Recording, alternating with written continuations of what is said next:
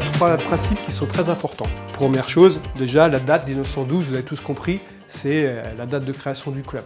Les couleurs rouge, noir, simplement fait référence aussi à 1912, c'est la création du club et c'est surtout aussi deux courants, le courant anarchique, couleur noire, et le courant communiste, le couleur rouge.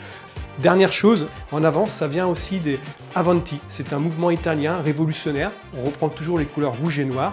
Avanti, pourquoi? Parce que, rappelez-vous, au début du siècle dernier, beaucoup d'Italiens ont rejoint notre pays, que ce soit, on parle en est de la France, mais il y avait aussi beaucoup de personnes qui ont rejoint l'ouest de la France. Mon rôle en entreprise, donc, c'est gérer au quotidien l'entreprise. Pour gérer au quotidien, ça passe par plusieurs étapes intermédiaires et préalables. La première, c'est de définir une stratégie. Mon rôle, c'est de mettre l'organisation en place pour l'appliquer. Dès que l'organisation est mise en place, je descends encore d'un niveau, c'est d'assurer aussi que les contrôles soient bien réalisés et que l'objectif soit bien atteint. Et pour cela, je mets en place des indicateurs pour vérifier que l'entreprise sera pérenne sur le temps et que sa stratégie est la bonne pour assurer toujours sa pérennité économique. Alors, le RSE, tout d'abord, c'est pas simplement un enjeu de la vente Guingamp, c'est un enjeu sociétal qui est apparu ces dernières années, je dirais. Elle se décline en trois volets. Le premier volet, c'est bien entendu les conditions de travail de votre personnel, de vos prestataires. Le deuxième volet, c'est les conséquences sur l'environnement.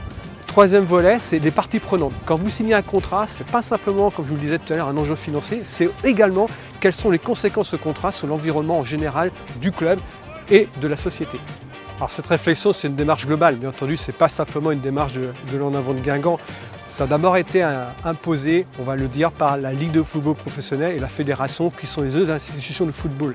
Mais c'est aussi une démarche de l'État, qui ne concerne pas simplement le football, qui concerne l'ensemble des activités économiques. C'est aussi une démarche qui a été prise en interne par nos salariés notamment. Ce sont des consommateurs, ce sont des parents, ils ont envie de savoir un peu ce qu'on va faire de notre planète dans les années qui viennent. Et puis je rajouterais aussi, au-delà de tout ça, c'est les valeurs dans la vente Guingamp. Notre slogan, je le rappelle, c'est tous ensemble, toujours en avant. Et bien, le RSE, c'est pareil, c'est tous ensemble, toujours en avant. Le résultat déjà, c'est deux choses.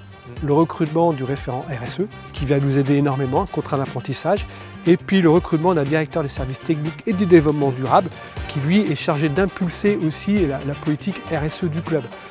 Et puis à long terme, si je résume, long terme, moi l'ambition c'est bien simple en Avant de Guingamp, quand je commence une compétition, c'est pas pour finir deuxième.